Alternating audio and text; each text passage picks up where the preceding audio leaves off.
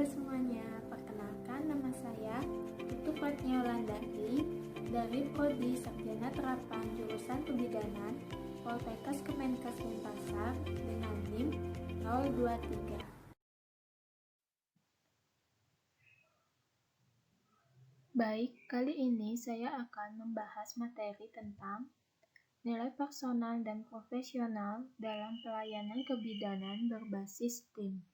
Adapun pokok bahasan yang akan saya bahas yaitu yang pertama, pengertian nilai. Yang kedua, penyerapan atau pembentukan nilai.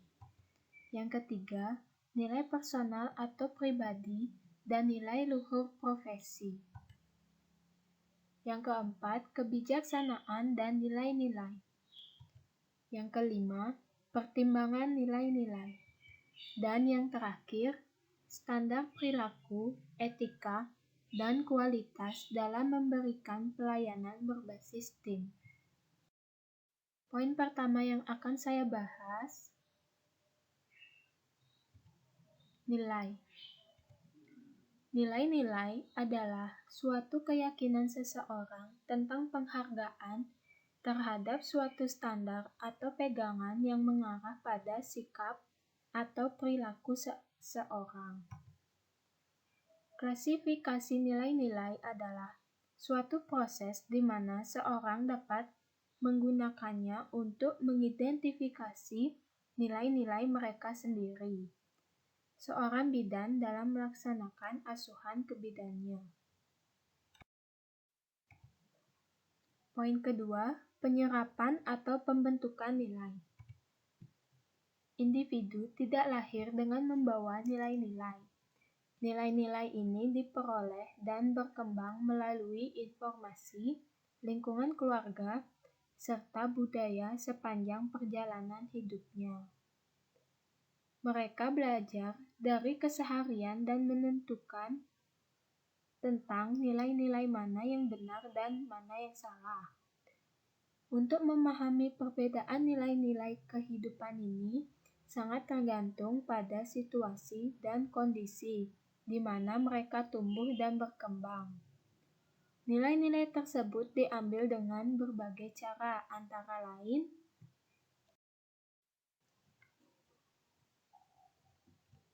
1. Modeling. Model atau contoh di mana individu belajar tentang nilai-nilai yang baik atau buruk melalui observasi perilaku keluarga, sahabat, teman sejawat, dan masyarakat lingkungannya di mana dia bergaul. Yang kedua, moralizing. Moralitas diperoleh dari keluarga, ajaran agama, sekolah, dan institusi tempatnya bekerja, dan memberikan ruang dan waktu atau kesempatan kepada individu untuk mempertimbangkan nilai-nilai yang berbeda. Yang ketiga, laissez-faire.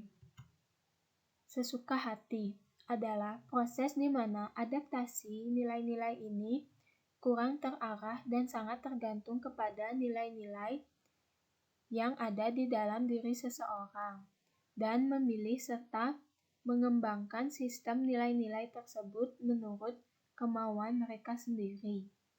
Hal ini lebih sering disebabkan karena kurangnya pendekatan atau tidak adanya bimbingan atau pembinaan, sehingga dapat menimbulkan kebingungan dan konflik internal bagi individu tersebut.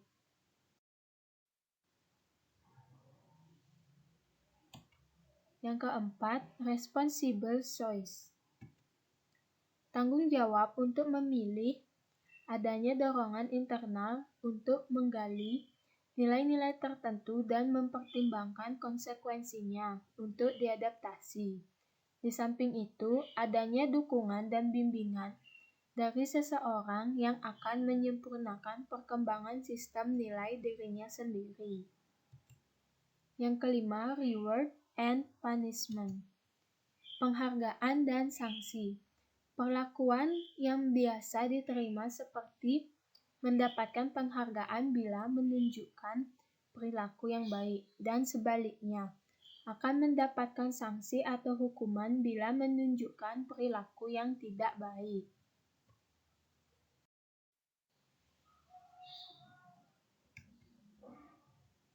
Poin ketiga, nilai personal atau pribadi. Nilai personal merupakan nilai yang timbul dari pengalaman pribadi seseorang. Nilai tersebut membentuk dasar perilaku seseorang yang nyata melalui pola perilaku yang konsisten dan menjadi kontrol internal bagi seseorang, serta merupakan komponen intelektual dan emosional dari seseorang. Pada tahun 1985, The American Association College of Nursing melaksanakan suatu proyek termasuk di dalamnya mengidentifikasi nilai-nilai personal dalam praktek kebidanan profesional. Perkumpulan ini mengidentifikasikan 7 nilai-nilai personal profesi, yaitu 1. Estetik atau keindahan. 2. Altruism atau mengutamakan orang lain. 3. Equality atau kesetaraan. 4. Freedom atau kebebasan. 5. Human dignity atau martabat manusia. 6. Justice atau keadilan. 7. Truth atau kebenaran.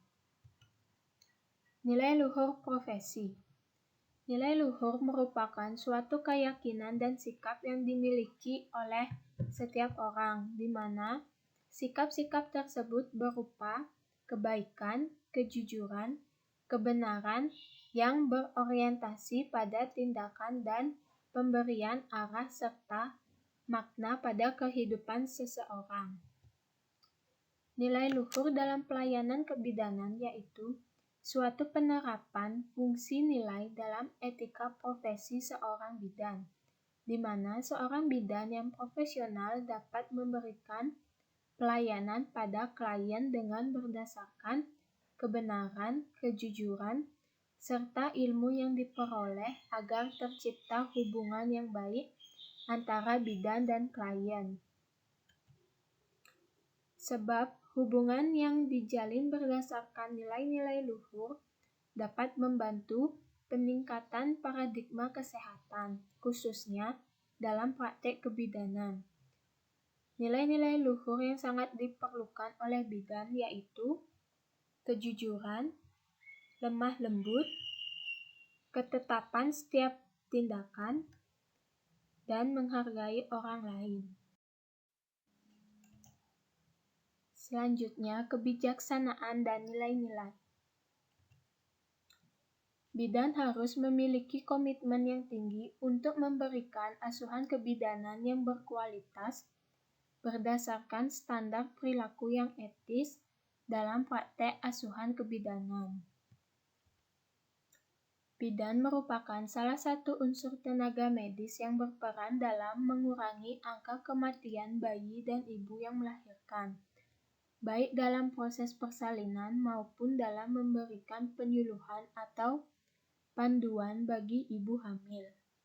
Melihat besarnya peranan bidan tersebut, maka haruslah ada pembatasan yang jelas mengenai hak dan kewajiban dalam pelaksanaan tugas dan kewenangan bidan tersebut.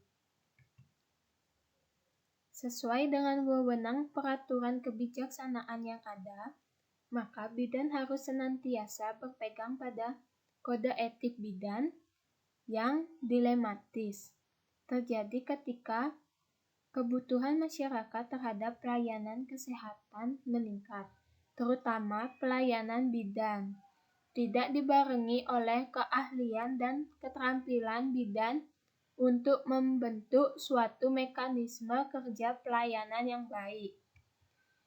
Istilah etik dalam masalah kebidanan. Legislasi. Ketetapan hukum yang mengatur hak dan kewajiban seorang yang berhubungan erat dengan tindakan. Lisensi. Pemberian izin praktek sebelum diperkenankan melakukan pekerjaan yang telah ditetapkan tujuannya untuk membatasi pemberian kewenangan dan untuk meyakinkan klien. Deontologi atau tugas. Keputusan yang diambil berdasarkan keterikatan atau hubungan dengan tugas.